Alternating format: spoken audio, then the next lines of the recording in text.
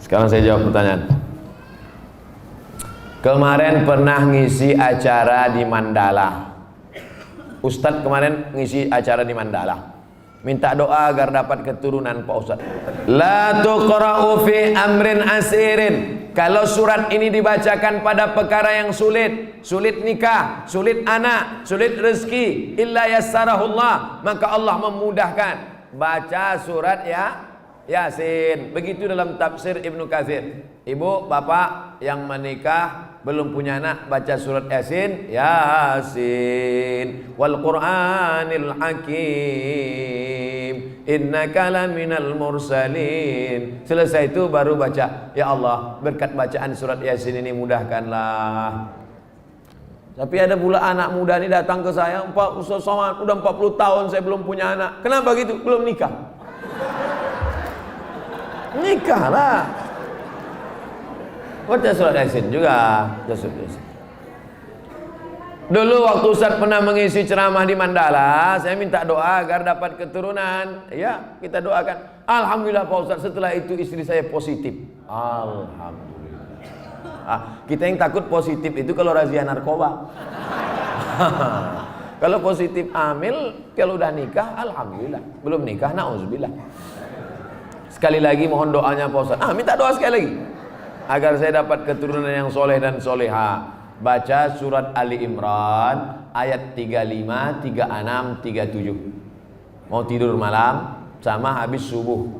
Surat Ali Imran 35, 36, 37. Ayat itu bercerita tentang perempuan solehah, namanya Hannah. Lakinya soleh, namanya Imran. Imran sama Hannah lama tak punya anak. Mereka bernazar, akhirnya punya anak. Lahirlah anak perempuan namanya Maryam. Maryam punya anak laki-laki namanya Isa. Allah jaga keturunannya. Idh qalat imra'atu Imran rabbi inni nazartu laka ma fi batni muharraran fataqabbal minni innaka antas samiul alim. Falamma wada'atha qalat rabbi inni wada'tuha unsa. Ini bagus. Bapak-bapak kasih ingat istrinya yang baca surat Ali Imran 35, 36, 37 ya. Abang aja lah. Kalau gitu akulah hamil. Kau baca sekarang, kalau tidak aku cari satu lagi. Bapak ni pantang ni pancing. Nampak betul keinginan terpendam. Insya Allah kalau anak saya laki-laki akan saya beri nama Muhammad Baghawi. Oh, ulama besar. Imam Nawawi ada mengutip pendapat Imam Al-Baghawi dalam kitab Majmu' Syarah Muhadzab dalam masalah bayar fidyah salat. Fidyah salat itu pendapat Imam Al-Baghawi yang dikutip pendapatnya oleh Imam An-Nawawi dalam kitab Al-Majmu' Syarah Muhadzab. Bagus sekali. Kalau perempuan mohon kasih nama Pak Ustaz, Nuairah. Nuairah artinya secercah cahaya. Masya Allah. Kok tiba-tiba Ustaz kasih itu? Tak tahu pas nengok lampu. Nuairah. Nanti manggilnya kan Nuairah secercah cahaya. Tambah-tambah kasih lain boleh, tak apa-apa. Ustaz, apa yang membedakan seorang makmum dengan seorang imam? Imam di muka, makmum di belakang. Ustaz ni macam jawaban anak TK. Al-imamu junnah. Imam itu penanggung jawab. Faqiraatul imam qiraatul makmum. Bacaan si imam menjadi bacaan makmum, maka bacaan imam mesti sempurna. Syarat menjadi imam 14. Buka dalam kitab Al-Fiqhul Islami wa Adillatuh Syekh Wahab Zuhaili menurut mazhab Syafi'i. Yang pertama, wali. Jadi kalau berkumpul orang di kota Medan ini, siapa yang paling layak menjadi imam? Wali kota. Kalau wali kotanya tak sanggup jadi imam, yang tak usah bersuara, imam zuhur, asar. Diangkat imam. Imam yang kedua namanya imam ratib. Diangkatlah imam ratib. Kalau di Masjidil Haram itu Syekh Abdurrahman Sudais. Itu diangkat oleh raja, oleh sebelum Salman, sebelum lagi Abdullah, sebelum lagi Fahad. Itu imam paling tinggi wali. Yang keduanya adalah imam ratib. Yang ketiga ahfazuhum, yang paling banyak hafalan Qur'annya. Jadi kalau kumpul kita ramai-ramai, siapa yang paling layak jadi imam? Inilah yang hafiz-hafiz. Ini sekarang banyak orang salah nih. Maju anak hafiz di depan, tanya, udah nikah dia? Pak, dia memang belum nikah, tapi hafal Quran. Bapak udah nikah berapa kali? Tak hafal juz amma. Dia memang belum nikah, tapi Quran itu di kepala dia. Ini tinggal klik klik klik klik keluar Quran. Bapak klik klik klik keluar hutang. Saya lihat ada beberapa masjid musola tempat imam tuh lebih tinggi beberapa sentimeter. Boleh apa tidak Pak Ustaz? Makruh hukumnya kalau tempat imam itu lebih dari zira' sehasta. Sini tak ada sejengkal pun tidak. Kalau tempat imam itu lebih tinggi dari sehasta nih, makruh hukumnya. Dalam kitab Al-Fiqhul Islami wa Adillatuh. Dulu imam itu dibuat tinggi. Kenapa imam itu tinggi? Supaya suara imam sampai ke belakang. Karena waktu itu belum ada mikrofon. Maka suara imam tinggi. Bismillahirrahmanirrahim.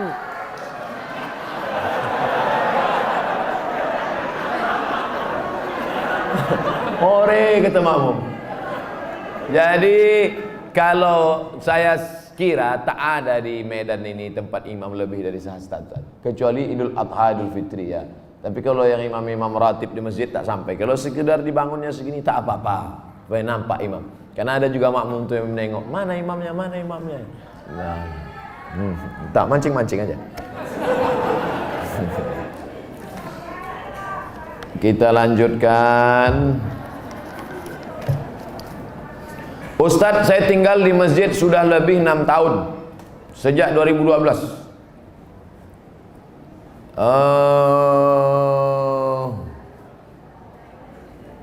Saya melanjutkan S2, alhamdulillah sudah lulus, tapi pembayaran belum ada uang.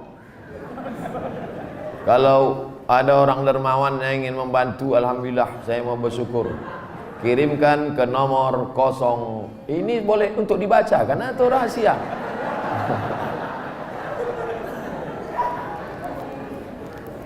Man kharaja fi talabil ilmi, orang yang menuntut ilmu fahuwa fisabilillah, maka dia fisabilillah sampai dia pulang ke rumah. Jadi bapak ibu yang menolong orang berjihad fisabilillah, man jahaza ghazian faqad ghaza. Siapa yang menolong orang jihad sama dengan pergi jihad. Makanya Utsman bin Affan dia tak ikut perang Badar.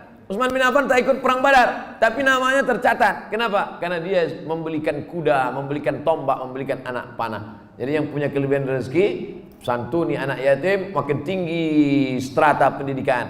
S1, LC, S2, MA, S3, ini berikan. Duit banyak disimpan itu apa? Bapak simpan banyak, simpan, pelit, kedekut, bakhil, simpan, mati. Habis dia ambil ibu, nikah dia sama brownies. Untuk apa simpan duit? Tak ada orang mati buat duit. Simpan. Ibu pun gitu juga. Pelit, simpan, mati. Dia ambil bapak, kawin sama anak gadis. Ada duit keluarga. Kasih, ini nomor, ada nomor. Brownies. Berondong manis. Semoga Tuan Guru diberikan keberkahan, amin, double amin. Bolehkah kita menjamak sholat ketika melakukan operasi? Syarat jamak qashar 89 km. Dari Pekanbaru ke Medan 600 km. Pekanbaru ke Medan 600 km. Kalau tak percaya ukur sendiri. Itu maka saya jamak qashar tadi. Asar 2 rakaat. Tapi boleh jamak tidak pakai qashar. Hadis riwayat Abdullah bin Abbas. Hajat sangat tinggi. Bapak dokter spesialis. Operasi jam 11. Selesai jam 5. Jam 11 tadi operasi, selesai jam 5. Zuhurnya kemana? Jamak takhir, tidak pakai qashar. Zuhur 4 rakaat, asar 4 rakaat. Yang mengoperasi tak bisa diganti dengan dokter lain. Memang dia aja sendiri. Banyak kabel-kabel dalam, harus salah potong. Kalau sampai digantikan dokter lain, bingung dia. Oh, ini salah sambung pula, koslet. Yang mengoperasi. Bagaimana dengan yang dioperasi? Begitu juga. Operasi tulang belakang, operasi kulit. Jam berapa mulai operasinya? Jam 6 sore. Sementara di Medan maghrib jam 6.30. Selesai operasi jam 10 malam. Kemana maghribnya? Maghribnya tarik jamak takhir, maghribnya 3 rakaat, isyaknya 4 rakaat. Tapi jangan mempermudah-mudah. Ini banyak ini operasi tingkat tinggi. Ini nikah pun main jamak juga. Nikah tak sholat zuhur tuh duduk di pelamin. Kau tak sholat zuhur, sayang makeup luntur. Tak ada rukhsah, tetap sholat zuhur, tetap sholat. Di setel jam 12.30 duduk di pelaminan. Stop jam 5 supaya zuhurnya tetap sholat pada waktunya dan asarnya tetap. Tapi kalau operasi ini memanglah operasi ini lama, baik yang mengoperasi maupun yang dioperasi. Karena apa? Darurat tingkat tinggi. Kita doakan anak-anak kita jadi dokter insyaallah. Kenapa begitu? Dokter ini duitnya banyak, kerjanya tak berat. Buka-bukaan mulut orang, 5 juta.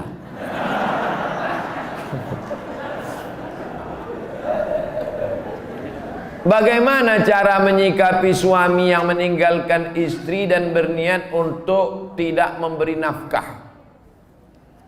Hai laki-laki, kalian punya kewajiban 5. Kasih binimu makan, pakaian, tempat tinggal, pendidikan, perhatian. Makan, sudah. Pakaian, sudah. Banyak sekarang laki-laki tak ngasih bini pakaian. Itu yang di mall-mall tuh.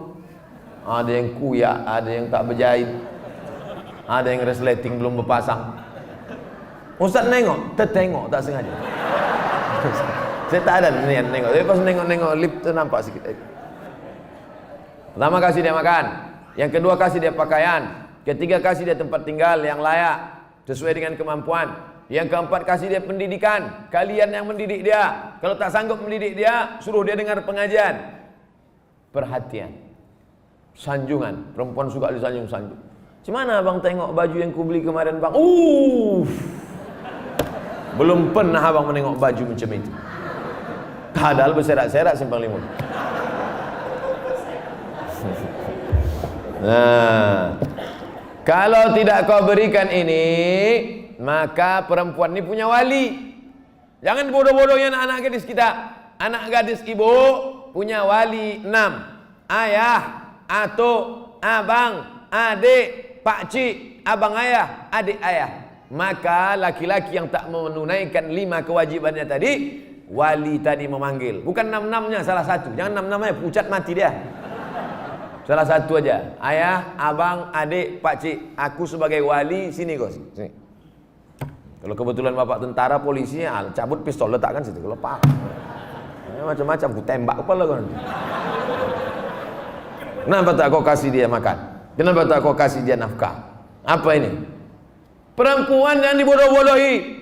Ini tak dikasih nafkah, diam. Tak dikasih belanja, diam. Muka biru ditumbuk merah, diam. Kenapa kau tak melawan? Sorga di bawah tapak kaki laki. Bodoh. Kalian perempuan punya wali. Perempuan punya wali. Bukan perempuan itu yang ngomong. Ini banyak sekarang perempuan ngomong langsung sama suami. Bukan begitu. Ada walinya yang mempertanyakannya. Nah, jadi kalau mengerti, betul kata Nabi, hai para wali, para ayah, para abang, para kakek, para datuk, para pakcik, para paman, idza ja'akum man tardawna dinahu, kalau datang orang meminang anak gadismu, meminang adikmu, meminang cucumu, pandanglah 2. Din, agamanya baik, wa khuluquhu, akhlaknya baik. Baik agamanya, baik akhlaknya, nikahkan dia. Jangan kau tengok mobilnya. Ini kalau datang naik Grab aja. Oh datang naik Mercedes Benz, inilah dia. Rupanya rental. Pak Ustadz, bagaimana cara husnuzon terhadap takdir Allah? Terkadang yang namanya manusia nih, asa an takrahu syai'a, boleh jadi kau benci pada sesuatu, wa yaj'alallahu fihi khairan katsira. Kau benci, di balik benci itu ada kebaikan yang luar biasa. Ikut latihan paskibraka, sudah hampir mau, tiba-tiba batal. Sakit hati, benci, kenapa nasib begini? Rupanya skenario Allah indah. Dipanggil sama Pak Kapolres. Diuruskan ke Jakarta. Terbang ke Jakarta. Takdir, rencana Allah jauh lebih indah daripada yang kita rencanakan. Tapi jangan gara-gara ini besok tidur jam 8 tarik selimut. Kau tak pergi kerja, rencana Allah jauh lebih indah. Usaha, doa, tawakal, niat baik, cakap baik, buat baik. Datang baik berarti dari Allah, datang tak baik sabar, Allah sedang menguji. Oleh sebab itu maka kita hanya berusaha, al-insanu mudabbir wallahu muqaddir, Allah yang menetapkan final akhirnya. Jangan pernah berhenti berusaha, jangan pernah suudzon pada Allah Subhanahu wa taala. Kalau sudah terjadi tak sesuai dengan keinginan, qaddarallah. Kalau sudah terjadi tak sesuai dengan kehendak, apa yang keluar dari mulut kita? Qaddarallah. Ucapkan qaddarallah, sudah takdir Allah, qaddarallah. Karena kalau berkalau-kalau, dibeli tanah 2 hektar, ditanam sawit, ditunggu pupuk, memupuk, membersihkan 2 tahun. Begitu panen, datang orang lain ngambil. Ini sawit saya, ini tanahnya, ini surat dari BPN. Apa tak gila gitu? Tiap malam, tiap pagi, kenapa nanam sawit? Kenapa nanam sawit? Kenapa nanam sawit? Kenapa nanam sawit? Qadarallah, sudah selesai. Game is over. La ta'jaz, jangan lemah. Karena sekali kau berkata kalau, akan disusul kalau. Itulah orang kena insomnia, tak tidur malam. Kudik-kudik. Pergi ke psikiater. Pak psikiater, ya aku sudah tak tidur berapa lama? Sudah 2 malam tak tidur. Kata psikiater, aku 2 bulan tak tidur dah. Parah pula aku dari kau lagi. Siapa yang tak punya masalah hidup ini? Oleh sebab itu kita berbaik sangka kepada Allah Subhanahu wa taala selama sudah dilaksanakan 3. Ikhtiar, usaha, doa, tawakal. Fa idza azamta, kalau kau sudah azam, fatawakkal 'ala Allah. Innallaha yuhibbul mutawakkilin. Allah suka pada orang yang bertawakal. Semua buah-buahan yang ada di Medan, di Brastagi, di Rantau Prapat, semua buah-buahan yang ada di dunia ini, itu sudah tertulis di buah itu Abdul Somad. Semua ikan-ikan yang ada di Belawan, yang ada di Medan, yang ada di Pancur Batu, sudah tertulis di ikan itu Abdul Somad. Tidak akan mungkin ikan itu dimakan orang lain. Ikan mahal, ikan hebat, sudah tertulis, tak akan mungkin makan. Abdul Somad tak sanggup membeli ikan itu karena sekilonya sampai 200.000. Mana kita sanggup? Seonnya 200.000. Ikan mahal itu kalau dimakan tamu menetes air mata kita, saking mahal. Tapi karena sudah tertulis punya Abdul Somad, kalau rezeki takkan kemana, dituliskan Allah SWT. Siapa membelikan itu? Bini gubernur belanja pagi-pagi. Orang kaya belanja kan nunjuknya pakai kelingkingannya berapa. Nah, dimasak, selesai dimasak, tentu makan pakai meja yang bisa berputar tuh. Kalau berkumpul lah di situ, Kapolda, Danrem, gubernur, siapa yang ustadz, siapa yang makan duluan? Ustadz lah. Mana mungkin orang itu makan duluan? Masih ada, silakan Ustaz. Saya doa lah duluan situ. Udah ada nama situ, Abdul Somad. Tapi cerita ini jangan membuat kita pasif tak bekerja. Ya gara-gara ini besok bapak tak ada yang masuk kantor. Bangun nih, bang kerja. Udah tertulis nama aku di ikan itu. Ibu jangan marah. Kalau ada laki besok begitu, ibu diam aja. Pas jam 9 dia bangun, dibukanya, mana sarapan kita? Udah tertulis nama bang situ bang.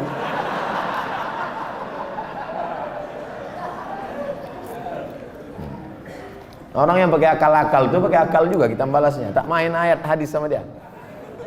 Ustaz, kalau sudah wudhu terus makan, wudhunya batal apa tidak? Mana pula makan batalkan wudhu? Kecuali makan sambil kentut. Makan tidak membatalkan wudhu.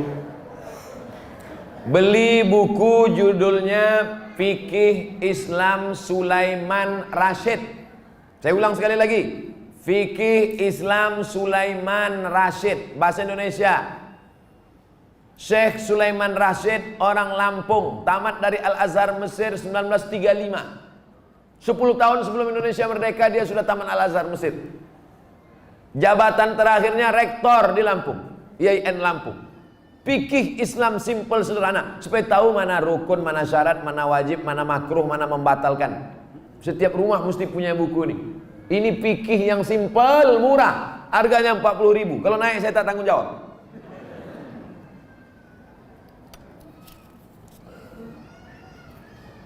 Ustadz, apa pahala sholat 2 hari raya? Sholat Idul Fitri, Idul Adha tak perlu dibalas. Sholat Idul Fitri, Idul Adha tidak perlu disebutkan dalil-dalilnya, tak perlu dimotivasi. Karena yang tak sembahyang pun sembahyang. Yang perlu dikasih motivasi itu sholat subuh. Lau ya'lamuna ma fil atamati was subhi. Seandainya mereka tahu pahala sholat isya berjamaah dan subuh berjamaah, la atauhuma habwan, mereka akan datang walaupun merangkak. Saking beratnya sholat isya sama sholat subuh. Rakaat al-fajri khairum minad dunya wa ma fiha. 2 rakaat sholat subuh, qobliyah subuh, sholat sunat sebelum subuh lebih baik daripada dunia dan seisinya. Kalau sholat qobliyahnya lebih baik dari dunia dan seisinya, apalagi sholat subuhnya. Adapun sholat Idul Fitri, Idul Adha, maka Nabi memerintahkan perempuan, maaf, cakap yang sedang haid, perempuan yang haid tetap datang keluar rumah, bukan untuk sholat, tapi mendengarkan khutbah. Sholatnya biasa aja, mendengarkan khutbahnya. Dengarkan khutbah. Ini banyak orang sholat id, begitu khotib naik ke atas mimbar, Allahu Akbar, Allahu Akbar, Allahu Akbar. Dia mulailah megang telekung kawan. Kau beli di mana? Di Sukaramai apa di Olimpia? Ustadz, kalau bercadar bagi perempuan wajib apa tidak? Ada namanya Syekh Twigri, tempatnya di Riyadh, Saudi Arabia. Kata dia cadar itu wajib. Syekh Twigri mengatakan cadar wajib. Syekh Albani mengatakan cadar tak wajib. Sesama ulama salafi pun, jangankan yang mazhab Syafi'i, tak sepakat tentang cadar wajib. Adapun ulama-ulama Al-Azhar Mesir mayoritas mengatakan cadar tak wajib. Tapi kalau bercadar bagus. Apalagi anak-anak gadis yang putih, bening, cantik. Kalau minum kopi nampak mengalir sini. Nah, itu bagus dia bercadar. Kalau sampailah anak gadis cantik tak bercadar di Medan ini, tabrakanlah supir-supir sudaku kocan. Habis. Nah, jadi bagus, makanya yang bercadar jangan diejek. Kenapa kalau ada orang bercadar diejek? Kenapa kalau ada orang bercadar diolok-olok? Tapi kalau perempuan berok pendek diam, berarti setan. Yang bercadar bagus, silakan. Yang tak bercadar tak apa-apa.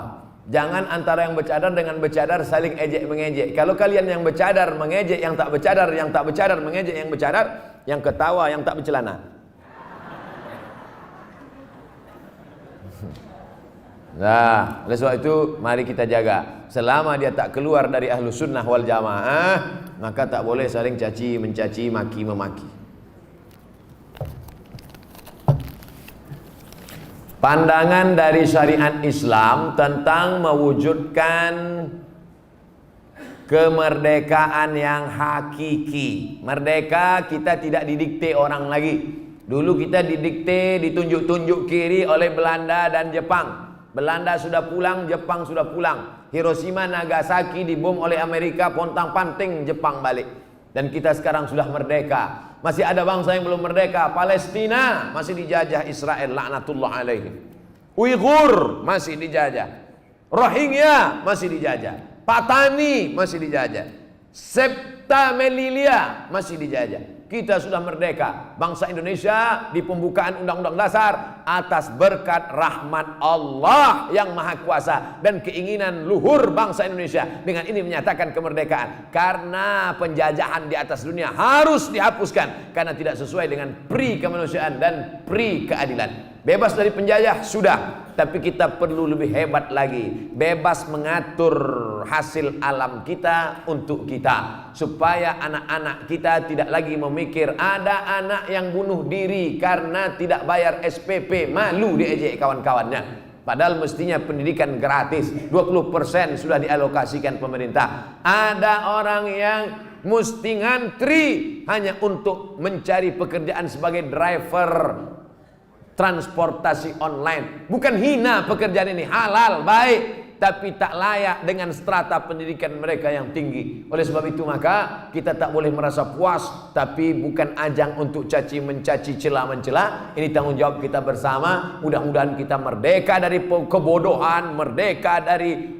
uang sekolah yang mahal, merdeka dari tidak ada kesempatan kerja, sehingga tahun ke depan menjadi lebih baik insyaallah. Amin ya rabbal alamin. Mengisi kemerdekaan itu, peringatan 17 Agustus itu dengan syukur pada Allah, karena kemerdekaan itu rahmat Allah. Ini sekarang banyak orang mensyukuri kemerdekaan, laki dipakainya baju bininya main bola pakai daster. Apa ini? Pejuang kita dulu pontang panting mengusir Belanda, dia pontang panting pakai baju bini. Saya tidak bertanya, saya hanya mohon doa agar anak saya jadi hafiz Quran yang rendah hati, suka bersedekah serta bermanfaat bagi umat. Tidak hanya yang minta request ini, semua anak-anaknya nanti, baik yang sudah lahir maupun belum lahir, maupun yang emaknya belum dapat. Yang lajang-lajang ini, yang berondong-berondong ini, saya doakan nanti semua di akhir majelis semuanya mendapatkan kebaikan insyaallah. Amin ya rabbal alamin. Ringkas saja Pak Ustadz, saya mohon Ustadz jabarkan tentang Nabi Ibrahim yang walaupun ayahnya kafir, beliau sangat santun terhadap orang tuanya. La illam tantahi Ibrahim, kalau kau tidak berhenti menceramahi aku, kalau kau tak berhenti mengajak aku menyembah Allah, la arjumannaka, aku lempar kau pakai batu sampai mati Ibrahim. Ada ayah orang Medan gini, rasa-rasanya tak ada. Kalau kau tak berhenti menceramahi aku Ibrahim, la arjumannaka, aku lempar kau pakai batu. Wahjurni maliya, pergi kau dari sini, tinggalkan rumah ini, tinggalkan kampung ini, maliya, untuk waktu yang lama, usah kau balik-balik lagi. Apa jawaban Ibrahim alaihissalam? Salamun alaika, selamat untuk ayah. Astaghfirulaka rabbi, aku akan mintakan ampun kepada Allah atas dosa-dosamu wahai ayahku. Innahu kana bi hafiya, Allah itu mengabulkan doaku. Kalau anda berbakti pada orang tua, dibalas Allah mendapat anak yang berbakti juga. Apa balasan Allah terhadap budi baik Ibrahim? Dapatnya 2. Kau buat 1, ku balas 2. Ibrahim dapat balasan 2. Lahirlah Ismail dengan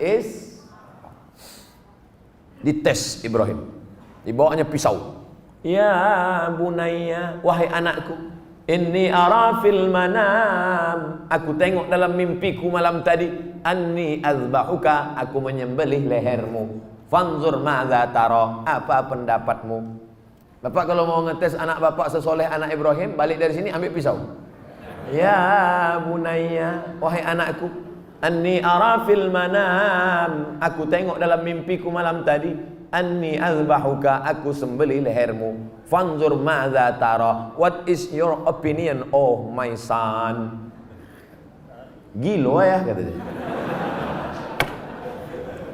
Apa jawab Ismail? Ya abati, wahai ayahku, if'al ma tu'mar, laksanakan apa yang diperintahkan Allah. Satajiduni insyaallah minas sabirin, insyaallah aku menjadi anak yang sabar. Dosa minum khamar boleh jadi di dunia tak dapat, di akhirat dibalas. Dosa sabu-sabu boleh jadi di dunia tak dapat, di akhirat dibalas. Tapi dosa durhaka pada orang tua, dua-dua dapat. Di dunia dapat, di akhirat dapat. Waspadalah.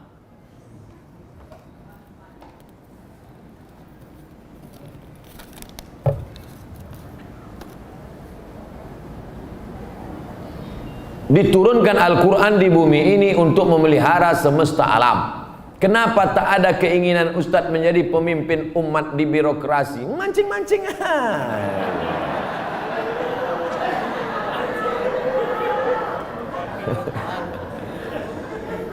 Saya ini bukan Ustadz jadi-jadian. Nih ku kasih tahu. Saya dari kecil memang sudah dipesankan datuk-datuk saya, cucuku yang ini mesti sekolah agama. Cucuku yang satu ini untuk sekolah agama. Yang lain mau sekolah dokter, mau jadi pengacara, mau jadi jaksa, mau jadi hakim, mau jadi polisi, mau jadi tentara. Makanya sepupu saya ada yang polisi, ada yang tentara, ada yang jaksa, ada yang guru. Tapi saya memang dipesankan cucuku yang satu ini mesti sekolah agama. Nah, jadi pilih yang lain-lain. Jangan sakit hati. Banyak lagi yang lebih mantap-mantap, hebat-hebat. Jadi Ustaz, saya sampai mati jadi Ustaz aja. Kalau masih kuat berceramah, ceramah. Tak lagi kuat, ngajar alif. Alif di atas alif, bawah alif, Apa tanggapan Ustaz tentang hukum pembuat penjual lukisan? Idza kanat laha zillun ajma'al ulama ala tahrimiha. Begitu kata Imam Ibnu Hajar Al-Asqalani. Kalau ada bayang-bayangnya, maka sepakat ulama bahwa dia haram. Ada bayang-bayangnya. Laha zillun, ada bayang-bayangnya. Ambil senter dia. Senter, ada tak bayang-bayangnya? Artinya yang tak boleh itu patung. Dicetak, diukir, dibentuk. Itu pun kalau lengkap dari ujung rambut sampai ujung kaki. Kalau kepalanya aja tak apa-apa, boleh. Ibu di rumah ada patung gajah keramik mahal. Lengkap dari belalai sampai ujung kaki. Balik dari sini, potong. Potong. Tinggalkan belalainya aja sedikit. Jangan utuh, haram, tak boleh.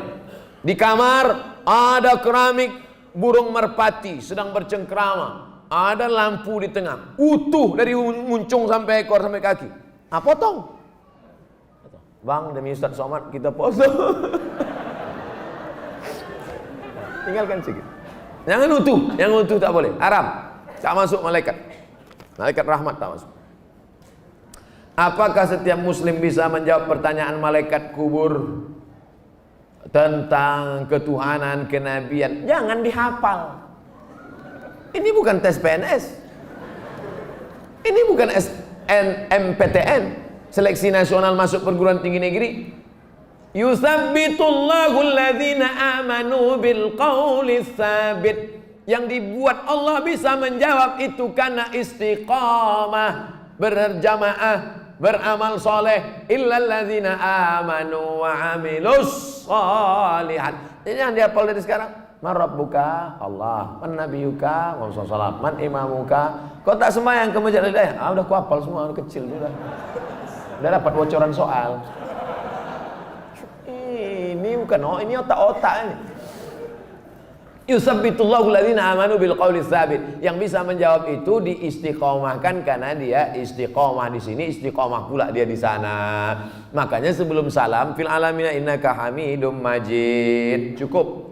Kalau salam sah, tapi kalau bagus tambah lagi. Allahumma firli ma qaddamtu wa ma akhartu wa ma asrartu wa ma a'lantu wa ma asraftu wa ma anta a'lamu bi minni antal muqaddim wa antal muakhiru. La ilaha illa anta subhanaka inni kuntu minaz zalimin. Sebelum salam tambah 4 hadis riwayat Muslim. Allahumma inni a'udzubika min adzabi jahannam wa min adzabil qabr wa min fitnatil mahya wal mamat wa min syarri fitnatil masihid dajjal. Assalamualaikum warahmatullahi. Belum lagi? Ya ada jawab lagi. Ustaz, Indonesia triliunan rupiah bunganya ke luar negeri.